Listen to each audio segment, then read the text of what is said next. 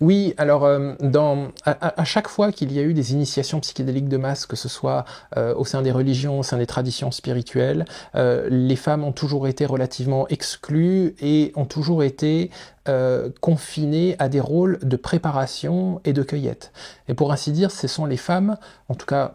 on est dans la spéculation, mais à la fois dans le constat de certains éléments historiques que Brian Muraresku compile dans son livre, ce sont les femmes qui détenaient essentiellement les informations concernant la botanique et concernant la concoction de ce genre de choses. Et donc, on peut penser, et on pense aujourd'hui, à une tradition de filiation dans ce qu'on appelle les sorcières, mais qui n'est ni plus ni moins qu'un chamanisme. Et c'est ce qu'on constate dans quelques chamanismes du monde, où c'est la femme qui est au centre, justement, de ces pratiques transcendantales. Elle a été mise de côté de la dimension, de la dimension pratique de l'expérience. Et bien sûr, on a des exceptions, comme Maria Sabina ou comme toutes les sorcières d'Europe, mais effectivement,